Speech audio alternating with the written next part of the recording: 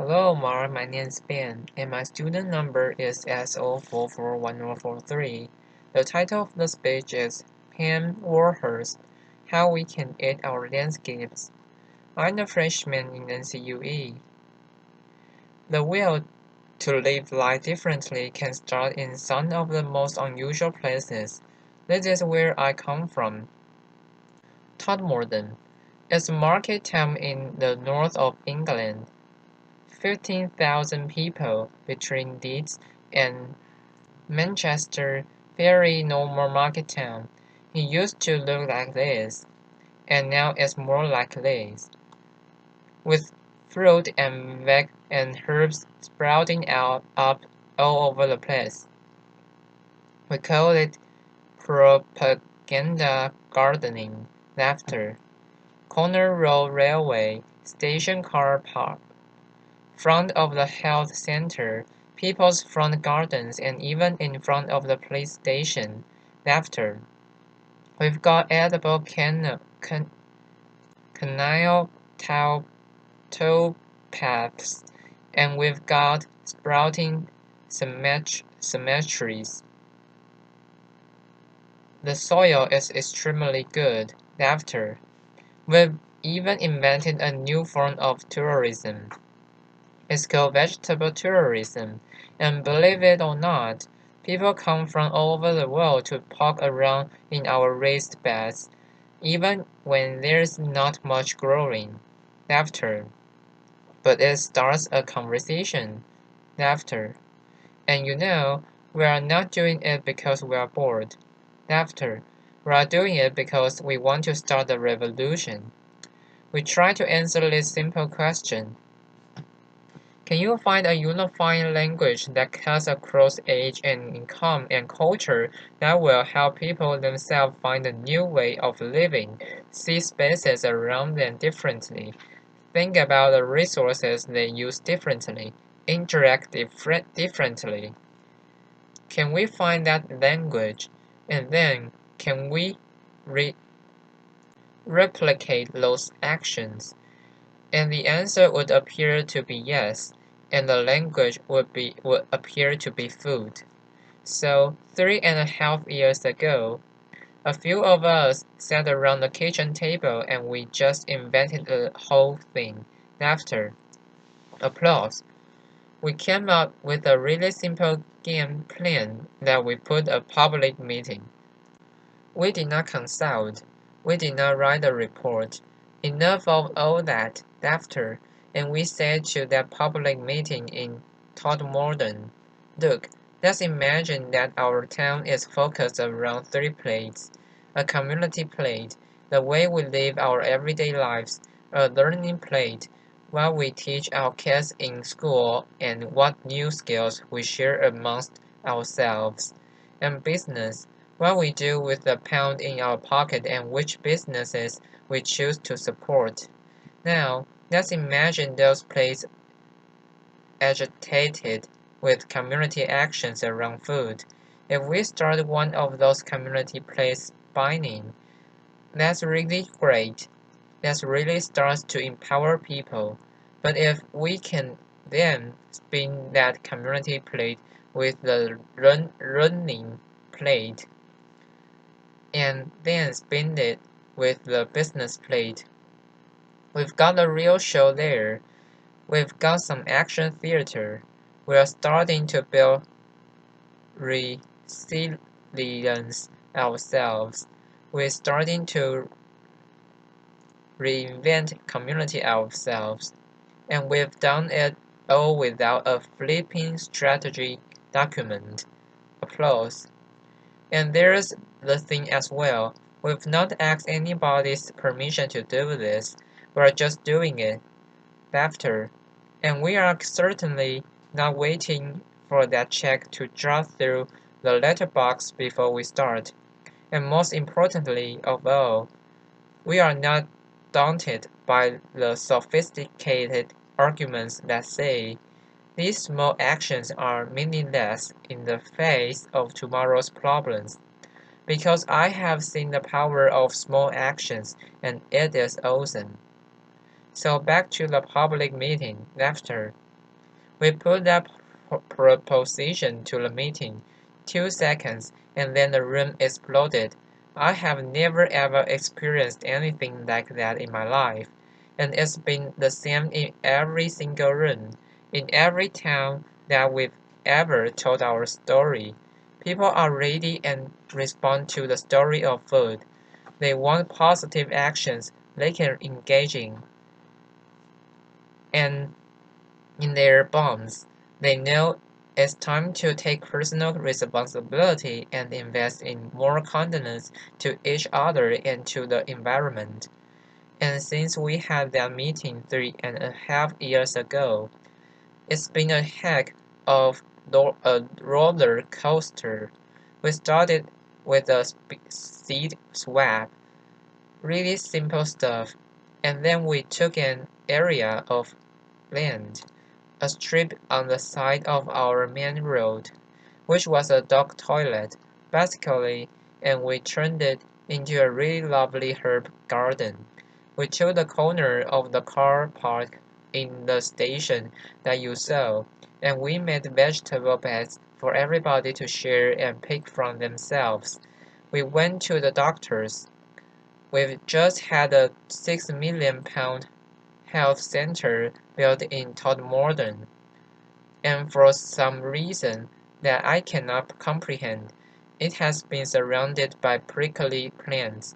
After, so we went to the doctors, said, "Would you mind us taking them up?"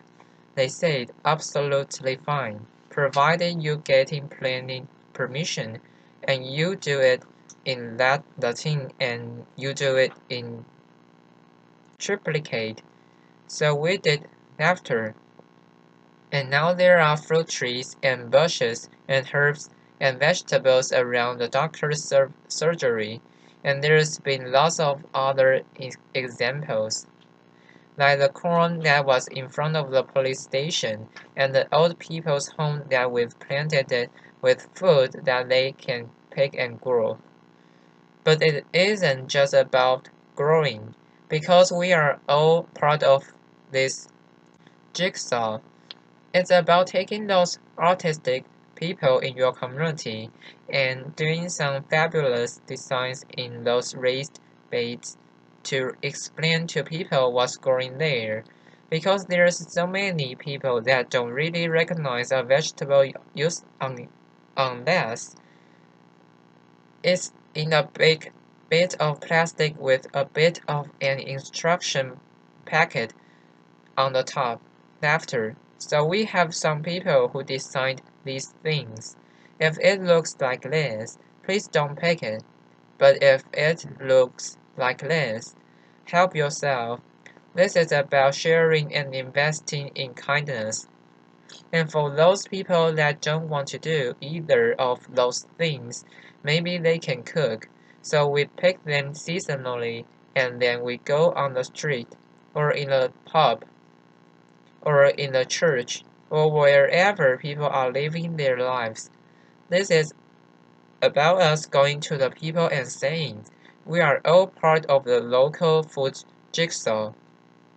We are all part of a solution."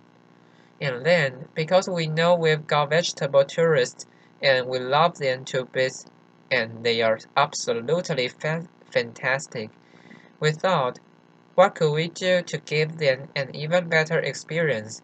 So we invented, without asking, of course, the incredible edible green route. And this is a route of exhibition gardens and edible towpaths and bee-friendly sites and a story of pollinators, and it's a route that we designed that takes people through the whole of our town, past our caves and our small shops, through our market, not just to and fro from the supermarket, and we're hoping that in changing people's footfall around our town, we're also changing their behavior. And then there's the second plate, the learning plate. Well, we're in partnership with a high school. We've created a company.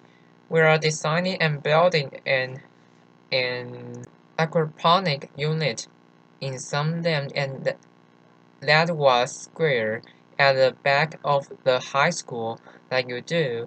And now we are going to be growing fish and vegetables in an orchard with bees. And the kids are helping us build that. And the kids are on the board.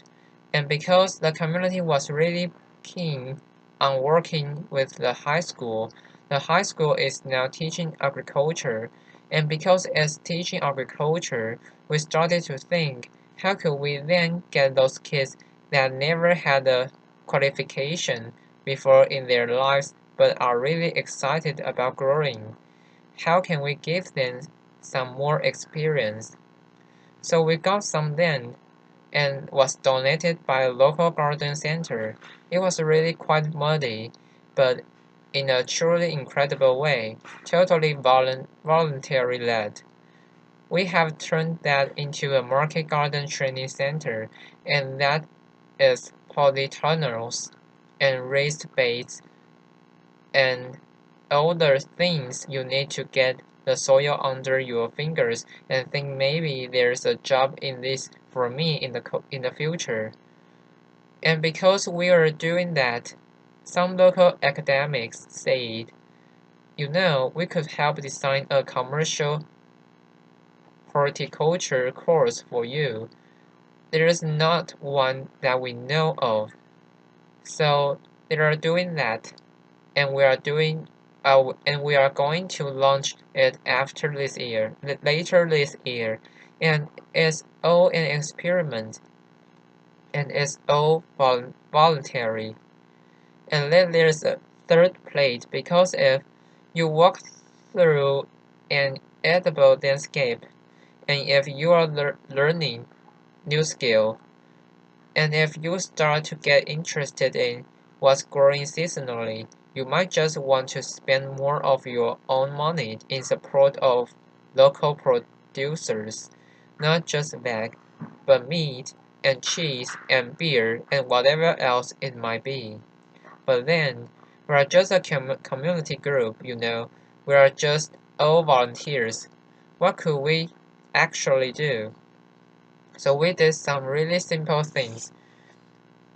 We found dressed, we got some blackboards, we put incredible edible on the top. We gave it every market trader that was selling locally, and they scribbled on what they were selling in any one week. Really popular. People congregated around it. Sales were up. And then we had a chat with the farmers, and we said, we are really serious about this, but they didn't actually believe us. So we thought, okay, what should we do? I know if we can create a campaign around one product and show them there is a local loyalty to that product, maybe they'll change their mind and see we're serious. So we launched a campaign, because it just amuses me, called Every Egg Matters, Laughter. And what we did was we put people on our egg map. It's a stylized map of Throckmorton. Anybody that's selling their excess eggs at the garden gate, perfectly legally, to their neighbors. We've stuck on there. We started with 4, and we've now got 64 on. And the result of that was that people were then going into shops asking for a local Todmorden egg. And the result of that was some farmers upped the amount of flocks they got of free-range birds, and then they went on to meat birds. And although these are really, really small steps, that increasing local economic confidence is starting to play out in a number of ways. And we now have farmers doing cheese, and they're upped their flocks and rare breed pigs. They're doing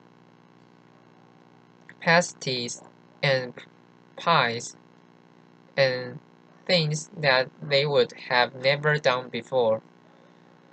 We've got increasing market stalls selling local food, and in a survey that local students did for us, 49% of all food traders in that town said that their bottom line had increased because of what we were actually doing, and we're just volunteers and it's only an experiment. Laughter. Now, none of this is rocket science. It certainly is not clever, and it's not original, but it is joined up, and it is inclusive. This is not a movement for those people that are going to sort themselves out anyway. This is a movement for everyone. We have a motto: if you eat, you're in. Laughter, applause. Across age, across income, across culture. It's been really quite a roller coaster experience. But going back to that first question that we asked, is it replicable? Yeah, it most certainly is replicable. More than 30 towns in England now are spawning the incredible edible plate, whichever way they want to do it, of their own volition. They are trying to make their own lives differently, and worldwide, we've got communities across America and Japan. It's incredible, isn't it? I mean, America and Japan and New Zealand. New Zealand. People after the earthquake in New Zealand visited us in order to incorporate some of this public spiritedness around local growing into the heart of Christchurch.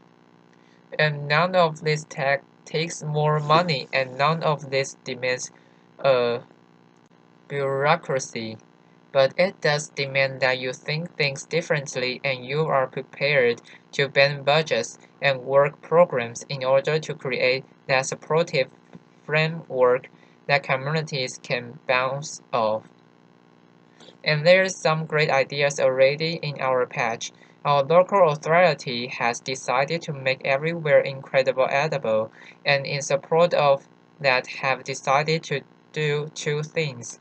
First, they are going to create an asset register of spare land that they've got, put it in a food bank so that communities can use that wherever they live, and they are going to underpin that with a license. And then they've said to every single one of their workforce, if you can, help those communities grow and help them to maintain their spaces. Suddenly, we are seeing actions on the ground from local government. We are seeing this mainstreamed.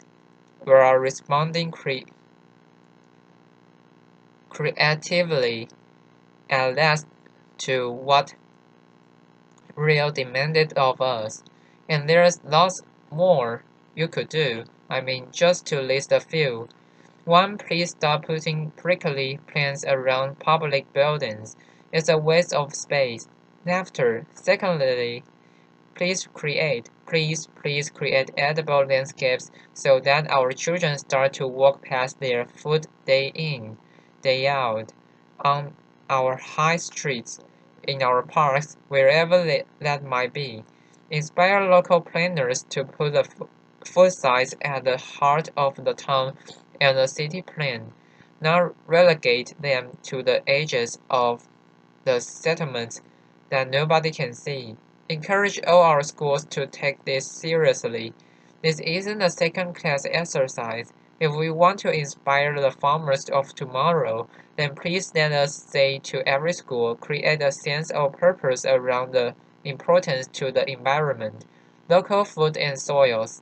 Put that at the heart of your school's culture, and you will create a different generation. There are so many things you can do, but ultimately, this is about something really simple. Through an organic process, through an increasing recognition of the power of small actions, we are starting, at last, to believe in ourselves again, and to believe in our capacity, each of every one of us, to build a different and a kinder future. And in my book, that's incredible. Thank you. Applause. Applause. Thank you very, very much. Applause.